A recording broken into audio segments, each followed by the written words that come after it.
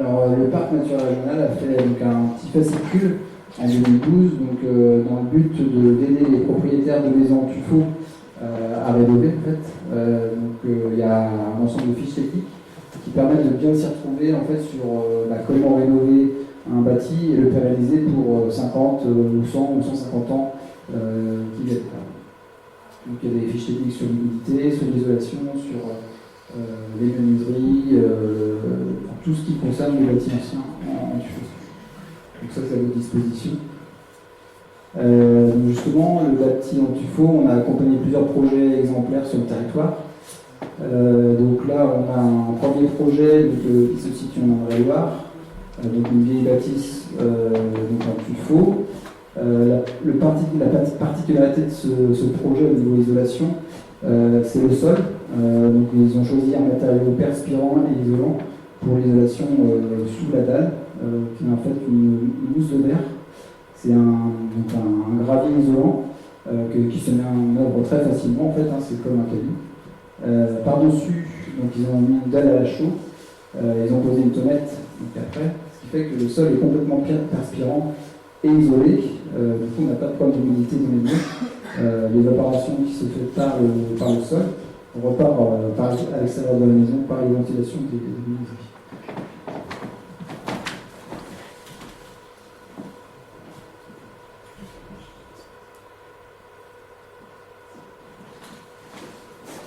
Alors là, on voit pas l'étape de réalisation de l'isolation. Par contre, on voit la suite. En fait, sur la photo de l'eau, là, donc on a une isolation, enfin une dalle avec un serpentin de chaude qui est branché sur une chaudière dehors.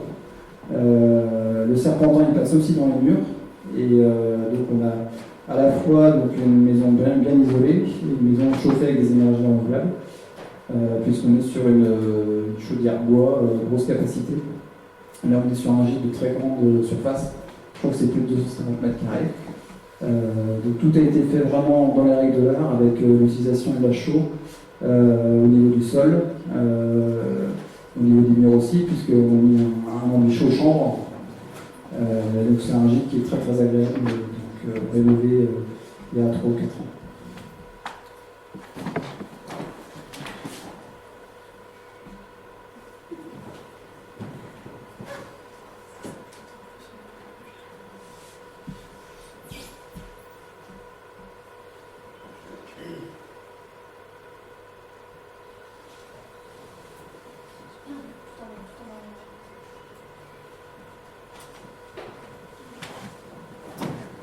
Donc là, un projet à côté de Saumur, donc au Coudray-Macquart. C'est une ancienne grange en fait qui était abandonnée. Le propriétaire donc, a souhaité utiliser les matériaux sourcés pour isoler. Donc il a utilisé du chanvre sur les murs en chaud chanvre. Donc il a mis plus de 10 cm en utilisation manuelle. En fait, il n'a pas utilisé de projeteuse pour faire son chaud chanvre. Il a utilisé la chaîne botte aussi pour isoler son toit. Donc il a plus de 30 cm de chaîne botte dans des caissons en toiture. Il a un panneau solaire pour chauffer l'eau chaude sanitaire. Donc c'est un projet où le bâtiment est très confortable. Là, le propriétaire est aussi artisan, donc forcément il a fait une grande partie par lui-même. Mais en tout cas, le projet est exemplaire par l'utilisation de chambres vraiment à tous les niveaux de la rénovation.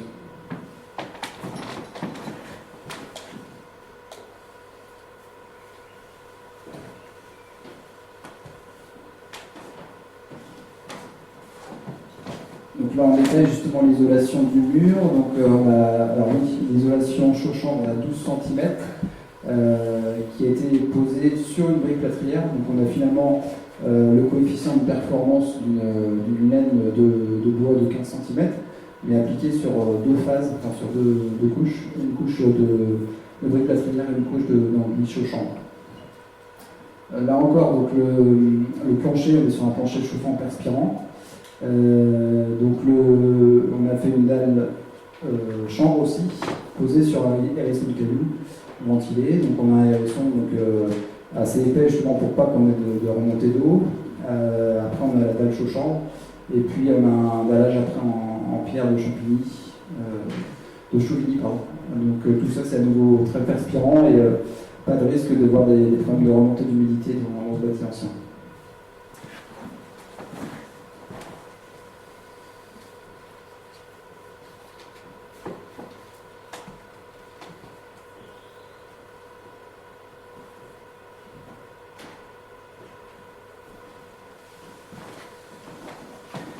Alors, une maison ancienne bien orientée, donc la façade justement elle était au sud, mais on avait des petites ouvertures dans les murs. Donc le propriétaire justement a fait le choix d'ouvrir une grande baie vitrée au niveau de la pointe là, pour faire rentrer la chaleur naturelle par cette baie vitrée.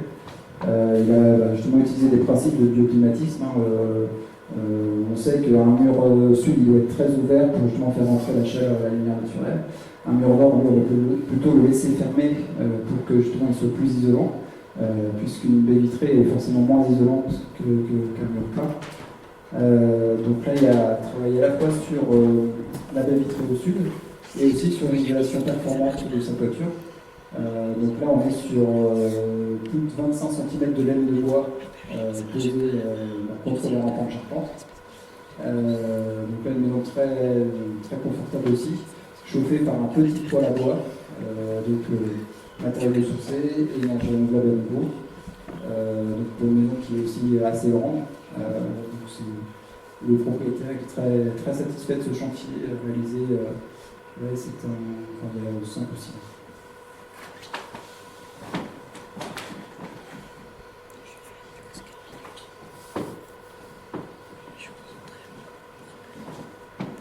Sur ce même chantier, donc on a utilisé la laine de bois contre les murs. Donc à l'époque, on n'était pas sur les performances de 2012. Enfin, depuis 2012, en fait, on est autour de 15 cm de laine posée contre le mur. Avant, on était un peu moins, on était souvent à 10 cm. Donc là, justement, on a 10 cm de laine de bois posée contre le mur, un frein à vapeur, et puis une plaque de plâtre pour finir. Donc là, à nouveau, les murs sont bien isolés. Pas de problème d'humidité puisqu'on a des matériaux perspirants, donc à nouveau pas de risque.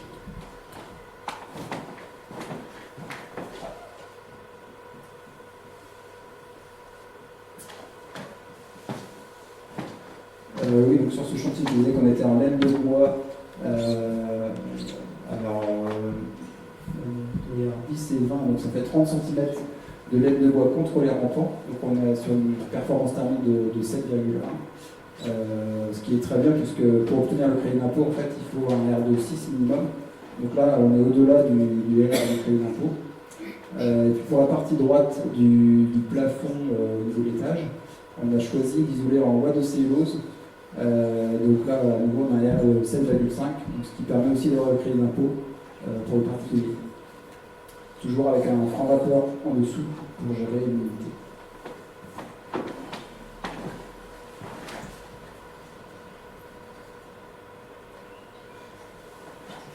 Et là, la photo du petit poêle à bois qui chauffe toute la maison, donc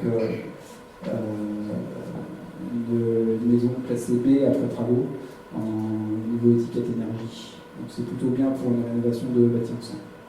C'est même très bien.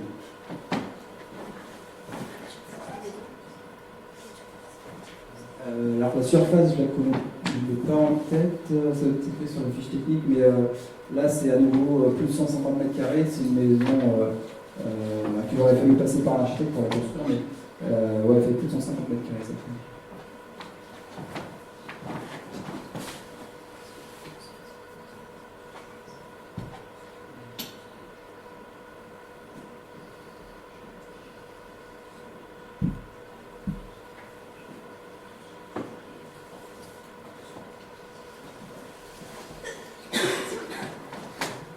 Là, on a une maison encore en tuffeau, basée en fait à Saint-Mathurin-sur-Loire, donc sur l'élevé de la Loire. Des murs qui ne sont pas très épais. En fait, là, on a 30 cm de murs en pierre de taille de tuffeau. Donc, du coup, le propriétaire a choisi d'isoler les murs, le toit en laine de bois. Donc là, on est à nouveau sur à peu près 30 cm de laine de bois contre les rampants. Les murs, on est sur 15 cm de laine de bois. Et le propriétaire a choisi non pas du placo-plâtre, mais du Fermacell, donc vraiment une plaque complètement écologique pour finir en fait devant la laine de bois. Donc le Fermacell, c'est un matériau, c'est du gypsocellulose, c'est un matériau beaucoup plus dur et plus lourd que le placo-plâtre. Mais par contre, il est écologique et il est beaucoup plus résistant que le placo-plâtre.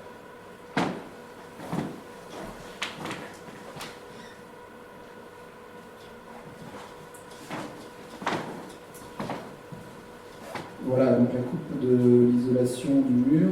On est sur donc deux couches croisées de laine de bois contre les murs. Donc on n'a pas de risque de voir les ponts publics puisqu'on a une couche croisée. Devant à nouveau un franc vapeur et puis le Fermacell dont je vous parlais pour la finition intérieure.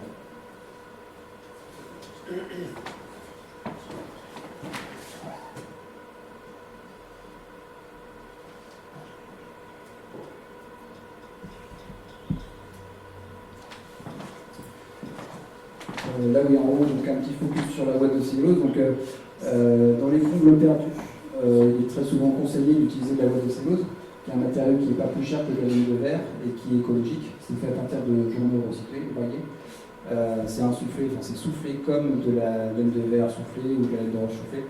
Mais le bilan environnemental est bien meilleur et le confort thermique d'été et d'hiver, enfin surtout d'été d'ailleurs, est bien meilleur que la laine de verre puisque c'est un matériau plus dense. Donc, on est à au moins 30 kg du mètre cube, mais en fait ça donne un confort thermique d'été bien meilleur par rapport à la laine de verre. Et puis là donc, on voit la chaudière bois pour chauffer cette maison. Là encore on est sur un système d'eau chaude, donc là c'est un gros investissement, mais là encore l'énergie bois n'est pas trop chère, donc le propriétaire se trouve très bien de cette maison qui de toute façon était prévue pour être économe, donc on n'a pas des grosses quantités de bois granulés pour alimenter cette chaudière.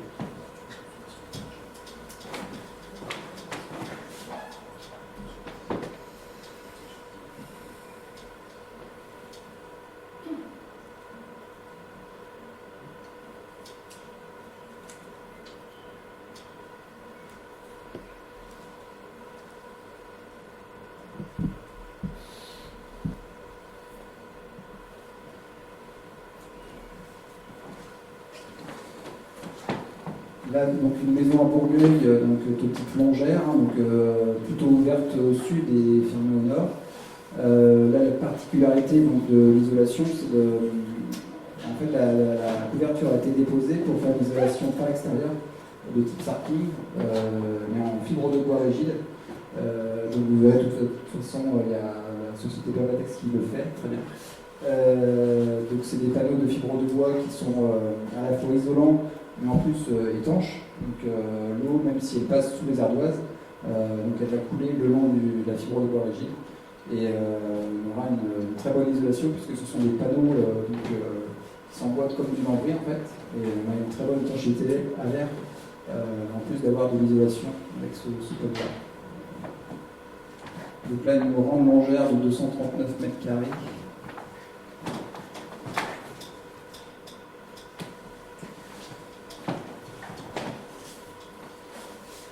Donc là, tout a été fait aussi en matériaux naturels, y compris la dalle, qui est une dalle donc chaud-chambre. Et puis, alors là, on n'a pas que le... Je dis des bêtises. On est sur une chape chaud, mais l'enduit, enfin l'isolant, c'est du liège en fait. Alors sous la dalle, on a, je crois, 2 fois 4 cm de liège. Alors le liège peut s'utiliser dans le sol. C'est un matériau incompressible. Donc là justement, on ne devait pas avoir l'épaisseur suffisante pour mettre un isolant plus épais comme le Technopore dont je vous ai parlé tout au début, puisqu'il faut en mettre 25 cm du Technopore. Là en liège on est sur 8 cm et du coup on a une bonne qualité d'isolation du sol. On peut avoir un peu d'humidité sous le sol, ça ne doit pas gêner en fait le matériau.